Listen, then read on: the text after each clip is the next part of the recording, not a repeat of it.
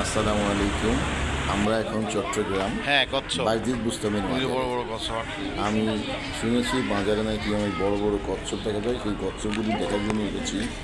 মাজারটা আমি এরকম বিশ্বাস করি না, মাজারে কিছু মানত করা বা কিছু করা এটা শিরিক। তাই আমি ভিতরে প্রবেশ করলাম না, বাইরে থেকে যতটুকু পারছি আমি যতটুকু দেখানোর চেষ্টা করছি।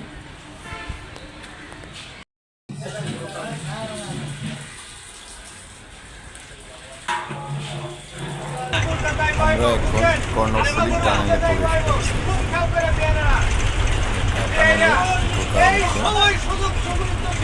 সামনের দিকে গাড়ি আগাচ্ছে,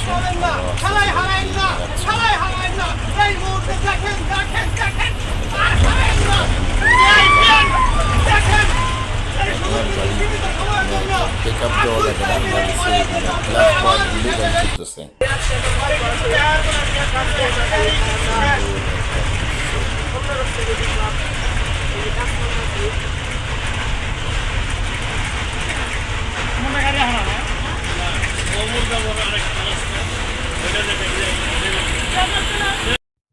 আমরা পতেঙ্গা আমি মনে করেছিলাম ওয়েদারটা একটু বৈরী আছে, সমুদ্রের তর্জন গর্জন শোনা যাবে, কিন্তু এরকম কিছুই নাই। খুবই শান্ত সমুদ্রটা।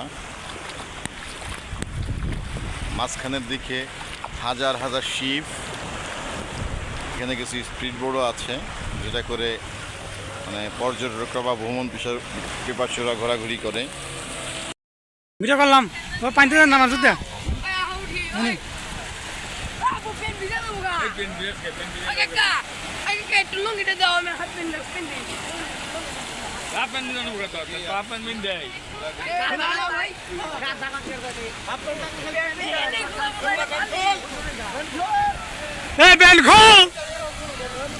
ঠিক আছে কাটিমো। মানে খারাপ দৃশ্য দেখেন, স্কুল ফাঁকি দিয়ে স্কুলের ছেলেমেয়েরা বিড়ি খাচ্ছে এখানে এসে। দুটো ছেলে ওরা ডেটিং করছে, এটা সমুচিত নয়। প্রশাসনের দিকে চোখ দেওয়া উচিত।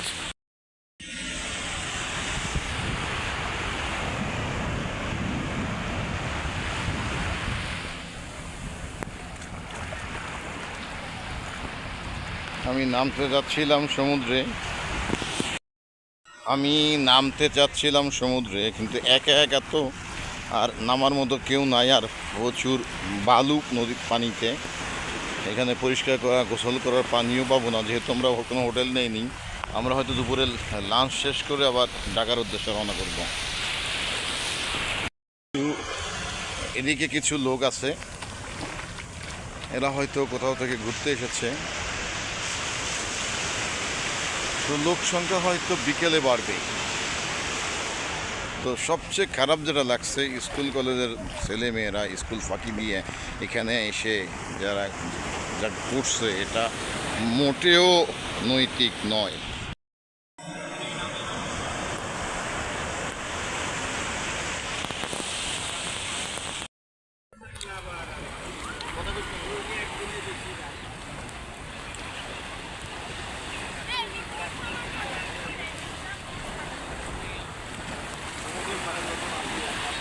ধান গোসল করেন, ধান গোসল করেন গা কে ওই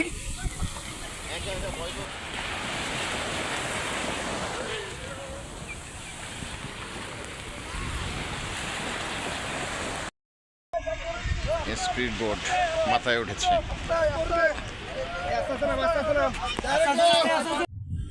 কর্ণফুলী টানেল এবং সমুদ্র সৈকত ঘুরে শেষে আসলাম আমরা শুটকি কেনার জন্য শুটকির বাজারে।